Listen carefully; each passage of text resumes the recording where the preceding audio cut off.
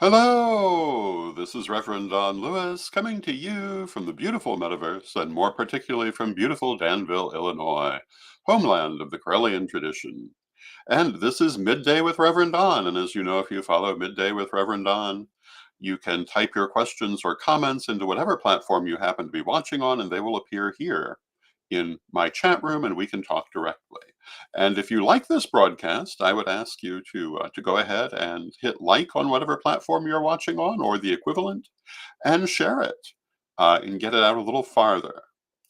And I want to start today by wishing a happy birthday to Reverend Michael, who is a regular viewer, and also to Lady Anna Rowe in the UK. And I hope that they are having wonderful, wonderful birthdays today. Today is theoretically our weekly roundup of news stories. I don't really have a lot of news stories today. The biggest news story I think involves TikTok, and we probably will come to talk about that in a couple of minutes. The other one, I've been telling you that I do plan to narrow the number of Facebook pages that I put this broadcast on. And I thought I would share with you basically what I'm seeing in terms of where the viewership lies.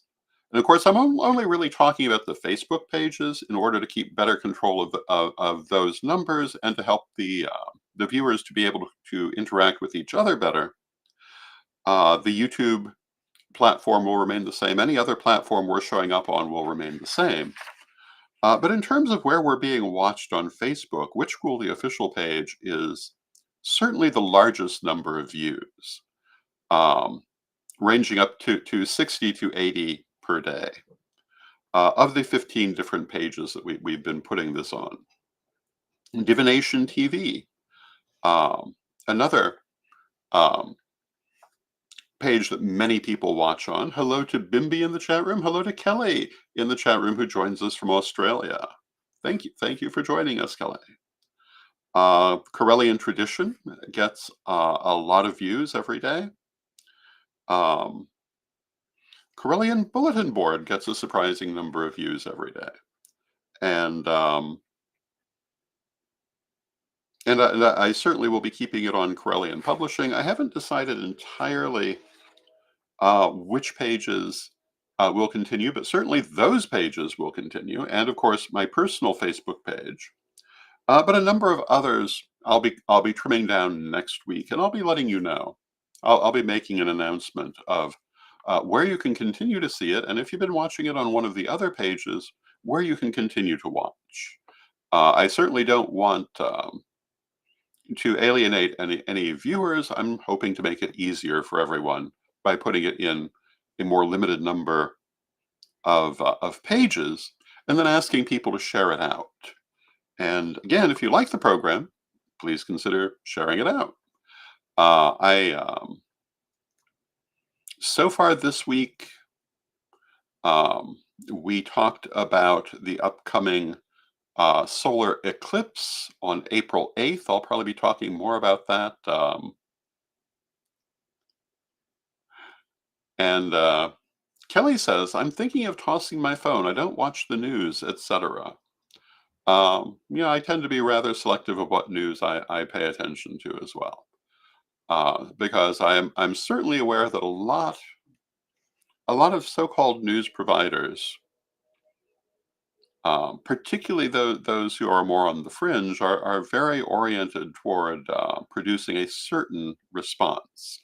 I come from the age when the news was fairly neutral, and I tend to prefer that in my news sources. But we talked about the upcoming solar eclipse on April 8th, and I'll be talking more about that because I am planning to do a crystal web ritual at that time, as hopefully many other people are as well. We talked with Ed the Pagan on Tuesday about his ongoing course on pagan power. The next installment of that will be tomorrow, Saturday, um, March 16th at 10 a.m. Central, 11 a.m. Eastern at pagan.world/pagan-power. And I recommend watching that. I think it will change how you look at this subject. We talked on Tuesday a bit about the first class, and you can see that, I believe, on Sir Ed's Facebook page. And if you're a member of my Patreon, you can see it there. And there he talks about what power is. And he begins by pointing out the most important power is the power to breathe. And that might not be what you think of when you think of the term power, but it should be part of what you think of because it's a very broad, embracing term, which really comes down to the ability to do what needs to be done, to do what you want to do in this world. And hello to Janet in the chat room. Um, and people so often apply a negative lens to the term, which only limits them. And I'm hoping this class will help people to see beyond that negative lens. I've noticed that in the pagan community, and to some extent the wider society, there are a number of words that people just automatically apply a negative lens to. Power is one of them, politics is one of them, ego is one of them. And none of these words is inherently negative, and all of them have very positive connotations as well as negative connotations.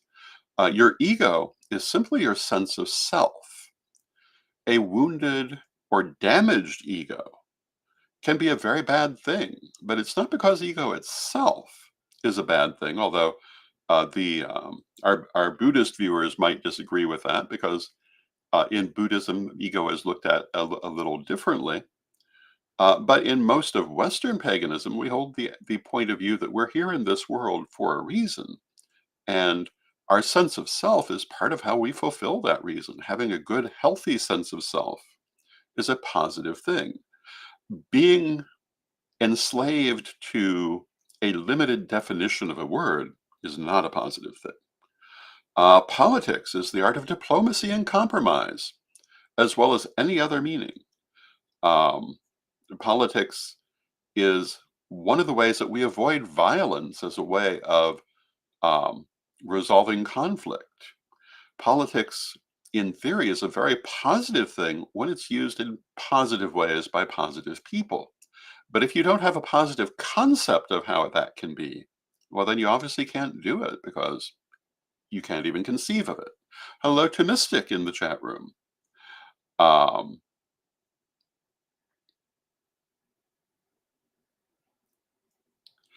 so there are many things to consider regarding these words. And although Ed the Pagan's class on pagan power deals only with one of them, I think that anytime that you're looking at a broad word in a narrow way, you may want to reconsider how you're doing that. Hello to Brian in the chat room. Hello to Christine in the chat room.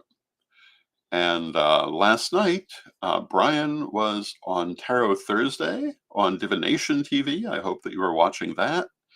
And Brian and Mary Hawk every week do mini readings for their viewers.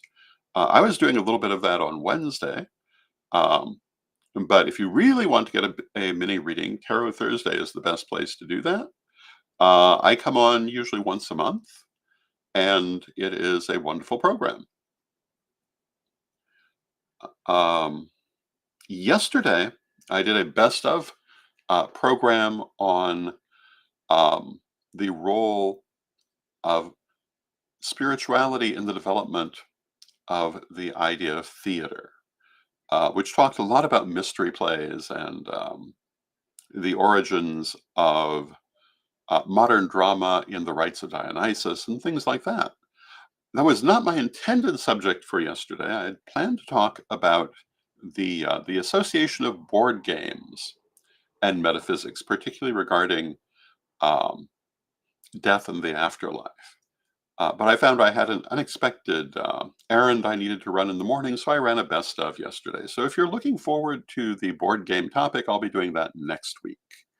Um, because I do think that is potentially an interesting program. I don't think most people really know a lot about the history of board games, let alone how they too are heavily connected to metaphysics. Um, and I think that will be an interesting thing to talk about. In terms of actual real world news, the biggest thing this week is the potential ban on TikTok in the United States, which has gone through the House of Representatives and now goes on to the Senate. And there are lots of opinions on this, and it is very interesting to see some of the things people are saying. One of the comments that I had noticed is that people are treating it as a national security threat. I don't know if that is any more true than um, many other social media platforms. And I can't help but wonder if it isn't a bit of a moral panic. For years, this was used against the LGBT Q community, the idea that they were a national security threat because they were often in the closet. Um, the idea of using the concept of a national security threat in a way that really is just enforcing your prejudices is not really anything new.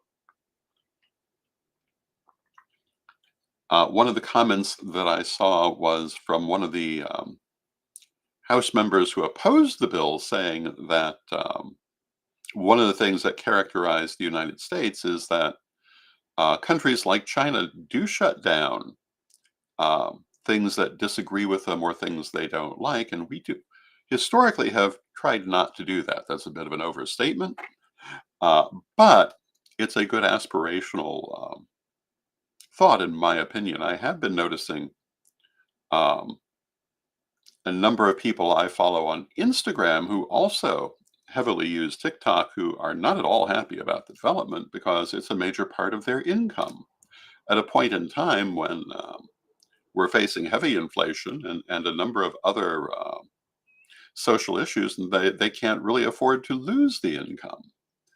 Um, and so that's another different point of view that I'm seeing. One of the people I follow on Instagram is that Midwestern mom. I don't know if you've ever seen that Midwestern mom. It's an interesting channel. She mostly does what she calls salads that aren't really salads, gelatin salads and things like that, that are associated in some ways with the Midwest, and other commentaries on the idiosyncrasies of particularly Minnesota culture. But she was quite upset about this because this has been a major part of of her income and many opportunities she's had in recent years. And I have to say, until watching that, I hadn't really considered that aspect of the situation. And I don't know that it's really one that it's wise to ignore. But we'll see what happens. Um, it is one of those things that I think is again, I think it's largely another moral panic, but I could be to actually take it seriously as something more. I would need to see something more personally. But your mileage might differ, and if you have any opinions on it, please feel free to let me know. Now, one of the things I want to ask, I'm looking for volunteers to help me with Corellian publishing. And if you're interested in perhaps being part of our Corellian publishing team, consider looking me up. You can instant message me at Facebook or Instagram, or email me at donlewishp@aol.com. I've had the same email since 1990 something. Um, and Mystique says, my partner has tried to get me to download TikTok, but it mostly seems so superficial to me. Most of the information given is just so fleeting. And from what I've seen, I'd agree with that to a certain extent. Um, but I think there are also some very interesting creators using it. And it depends on what is of interest to the individual. I know some people who have a TikTok obsession with videos that just make me shake my head. And I say to myself, why do you find that entertaining? But that's because my field of interest is very different from theirs. I actually understand perfectly well. They just have a different taste. Um, and I try not to be one of those people who assumes that my taste is the only taste. I mean, the things that I follow, and I tend to follow Instagram far more, but the things that I follow would not be of interest to an awful lot of people. One of the things I like about contemporary social media is that it does deal with niche markets. I follow a lot of things that deal with history. I follow a lot of historical costumers. I follow a number of food porn channels, which I quite enjoy, particularly the ones that are of an international character. And I love to see all the different recipes, even though many of them I'll probably never try. But I might apply ideas from them, even though I may not apply that particular recipe. And, are all of these, um, well, what they do have in common is that they are all things that build my field of knowledge, and that's what I like in life. If you look at my library, both as it was and as it is, um, it is heavily full of things that are in essence reference books, even if that isn't necessarily um, all that they are. But the things that I was interested in collecting were always things that broaden my field of knowledge. But there are also people who just want to unwind and relax with something silly. And if that is what you need in your life, there's nothing wrong with that. I was talking this morning with Sir Jason about 1920s slapstick comedy. Laurel and Hardy and Charlie Chaplin and things like that, as well as later interpretations of the style like Mr. Bean. And these, whatever else they offer, intellectual enrichment really is not one of the aspects. But they can still be quite entertaining when you're in the mood only for entertainment. And I think there's room for all different tastes. But as I was saying, if you're interested in joining us at Corellian Publishing, feel free to message or email me. And if you have stories that you're interested in that you would like to see on my future weekly roundups, please consider sending them to me or tagging me in them on my Facebook page, and I will consider referring to them. And in the end, I'm basically just offering my opinion.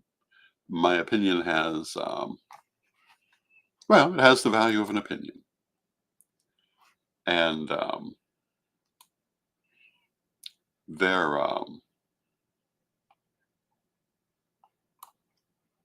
are all sorts of things going on in the world, and some of them are more worthy of comment than others. Now, of course, the majority of news stories right now um, reflect the upcoming election, and I'm only going to deal with that in terms of dealing with issues. One of the issues, of course, was the recent IVF ruling, and we did a whole show on that. Um, but I am going to avoid any kind of partisan opinions along the way. And Bimby says, I will check this out. I'm interested in joining, helping in some way. That would be lovely. And hello to Carl Gustav in the chat room. And Carl Gustav says, I discuss with my children their interest of the net. Many people do think my spiritual channel is hopelessly uninteresting. And I know exactly what you mean by that. I have been doing this now for 19 years, this sort of broadcasting. Um, this particular program, a little over 1 year, but I've done many others through Corellian TV, formerly Magic TV, which is now in its 19th year. Um, and one of the things I've noticed is that we are a distinctly niche market, particularly because I insist on discussing, for the most part, um, fairly deep subjects. I know perfectly well if I wanted to choose more sensational subjects, I would get more views. I know because on the rare occasion I've dealt with them, I did. If I wanted to follow the paranormal programs and talk about the demon in the basement, I'd get lots of views. If I wanted to um, do programs on what I would consider dubious subjects like demonic possession, I'd get lots of views, or haunted dolls. My actual view on haunted dolls is what exactly are you talking about? But oh, and hello to Nicholas in the chat room. And Nicholas says, "I watch you, Lord Don, whenever I get an opportunity." Thank you, Nicholas. Um,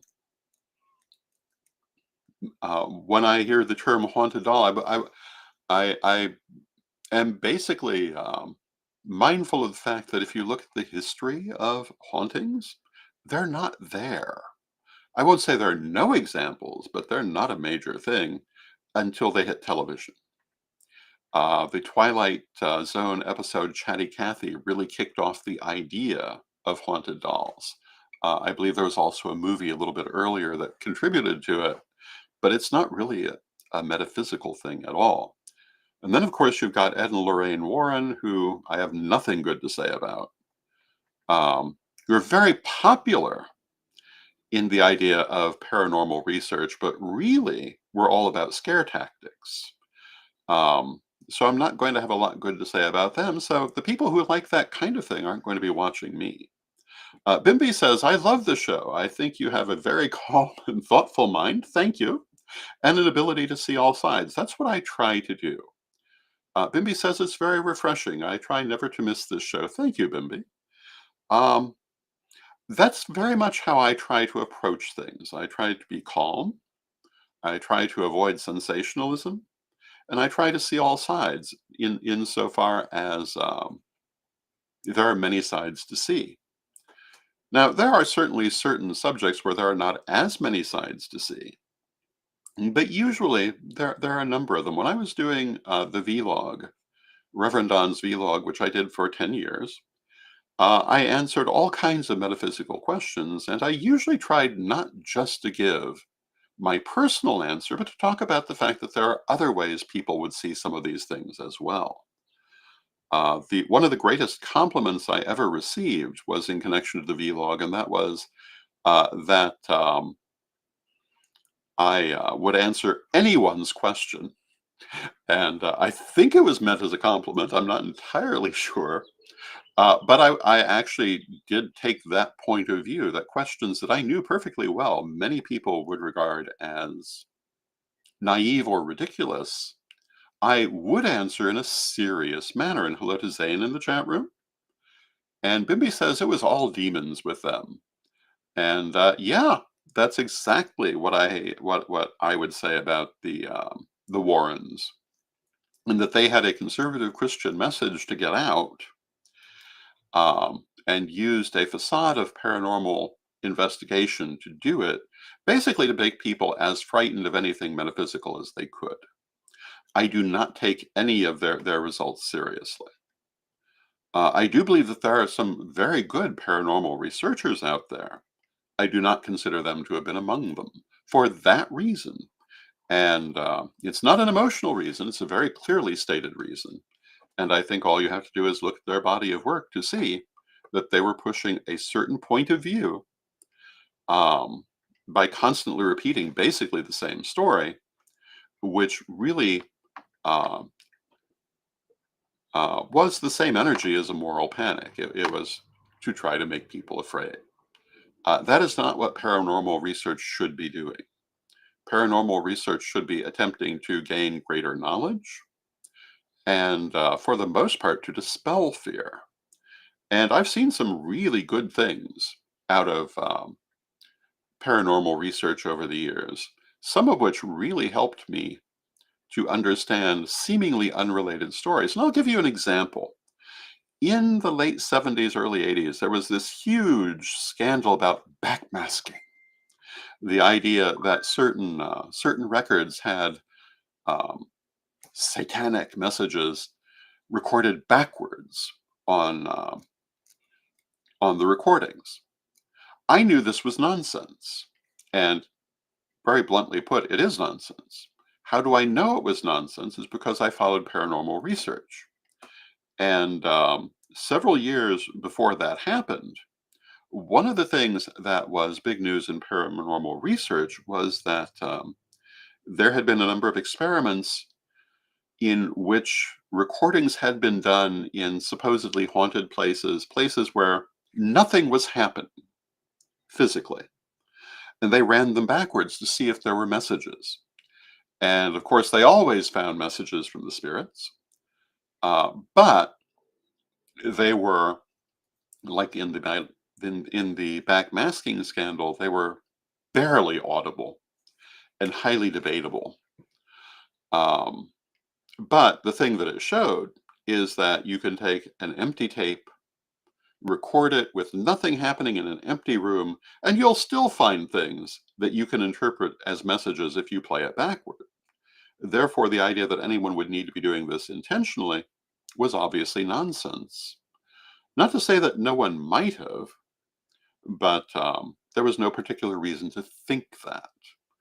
Um, and I knew that because I'd followed paranormal research, even though I was quite young at the time. Interestingly enough, I learned that from a show with Tom Snyder,